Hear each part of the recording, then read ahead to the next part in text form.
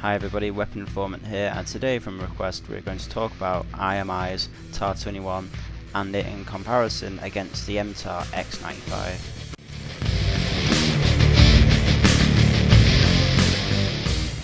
The word TAR stands for Tavor Assault Rifle, and the 21 means 21st century.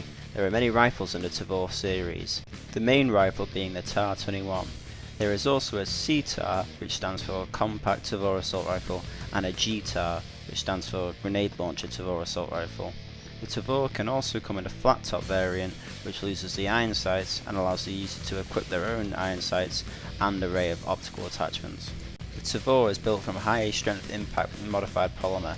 It is equipped with flip-up backup sights and is designed in that futuristic bullpup design. It takes standard NATO 5.56 by 45mm rounds, but some Tavors can use smaller rounds like the 5.45 times 39mm round used by the Russians. The standard Tavor has a rate of fire of 750 to 900 rounds per minute. Tavor gained some popularity in the gaming world. Call of Duty Modern Warfare 2 featured the TAR-21, and games past that have started using the MTAR. The gun's futuristic look allowed both the MTAR and the Tavor to be used in movies such as RoboCop, set years from now. The Tavor was designed by IMI, which stands for Israel Military Industries, and has later been switched over to IWI, Israel Weapons Industry. Its early development began in 1995. The goal was to create a modern assault rifle that was well suited for modern battlefields.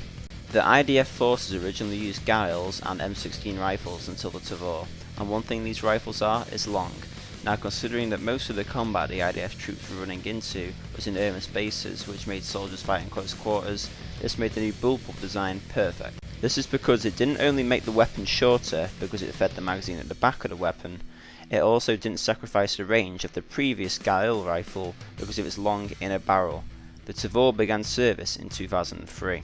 Unfortunately, the weapon is being planned to be replaced by the MTAR in 2018 for regular infantry, where previously the MTAR has only been used by special forces.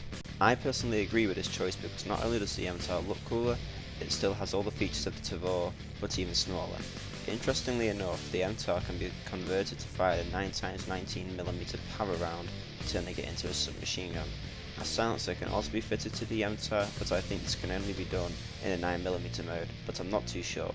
Nevertheless, the optional suppressor makes it perfect for special forces. Now, although I've never fired the Tavor, I have always found it to be an interesting weapon. I think that it provides perfectly for today's modern soldier with its features.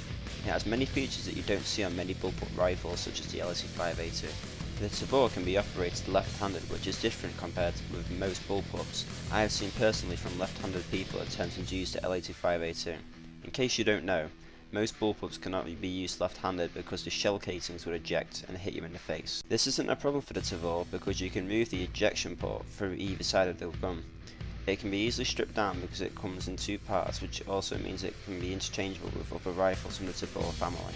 It's not only the Tavor's features that amaze me, it's the custom sighting systems developed by Meprolite. One particular sight you see a lot is the Mepro 21 reflex sight.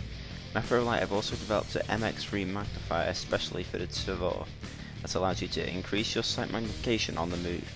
The Tavor can also use more known sights like the ACOG and EOTech sight.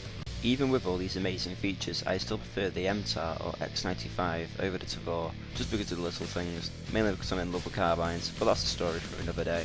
I hope you enjoyed the video. Comment down below which weapon you'd like to see next. If you can't make your mind up, here are some suggestions: the LXT5A2, the MSR, or the Remington 870. That's it, and this has been Weapon Informant, and I'll see you next time.